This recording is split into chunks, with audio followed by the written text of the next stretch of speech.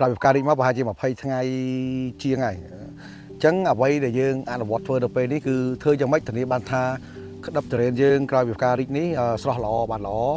កាន់ជាប់បានល្អកុំឲ្យវារុះជាទូទៅខ្ញុំតែងតែប្រើផលិតផលមួយដែលជាឈុតដែលខ្ញុំរៀបចំប្រើជារៀងរាល់ឆ្នាំសម្រាប់ធានាបានថាក្រោយពីការរីកដាច់ខាតវាត្រូវជាប់ក្តាប់បានច្រើនល្អ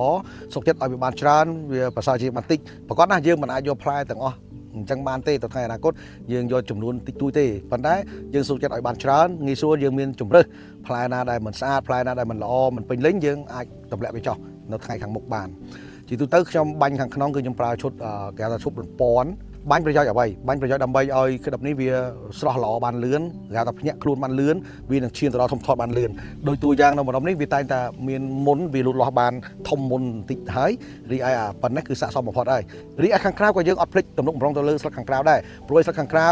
វាទ្រុឌទ្រោមមកយូរហើយយើងដឹងស្រាប់ហើយតាំងពីយើងយកផ្កាក៏យើងប្រអត់ទឹករៀងសង្ខេបទឹកដាក់ទឹកតិចតិចរហូតដល់ផ្កានេះក៏យើងបន្ថយទឹកយើងដាក់ទឹកតិចតិចដើម្បីវាកាន់ក្តាប់បានល្អអញ្ចឹងស្លឹកត្រូវសពុនត្រូវទ្រុឌទ្រោមមួយចំណែកហើយអញ្ចឹងម្ល៉េះហើយទៀមទីឲ្យយើងផ្ដល់សារធាតុមួយចំនួនទៅស្អំស្លឹកទៅជួយស្លឹកឲ្យស្រស់បំព្រងត្រឡប់មកវិញបាញ់ក្រៅគឺយើងសំដៅថាទៅជួយស្អំជួយថែរក្សាគុណភាពស្លឹកឲ្យវិលមកសភាពល្អវិញដើម្បីធានាបានថាចិញ្ចឹមក្តាប់នេះបានប្រកែពីព្រោះស្លឹកយើងត្រូវបានទ្រុឌទ្រោមយូរហើយតាំងពីយើងត្រៀមយកផ្ការហូតដល់យើងមានផ្កាក្រោយមកយើងចាប់ដើមបន្ថយទឹកទៀតនៅពេលដែលផ្ការីកហ្នឹងដែលជាធ្វើឲ្យស្លឹកហ្នឹងទ្រុឌទ្រោមអញ្ចឹងយើងបាញ់ទៅលើស្លឹកខាងក្រៅគឺយើងប្រើមីក្រូស្រម25គ្រាប់1សិត1លីត្របូកជាមួយនឹងអាមីណូស៊ីវីតនឹង1លីត្រអញ្ចឹងយើងត្រូវមាន2មួយបាញ់ទៅថែបំពន់ស្លឹកខាងក្រៅ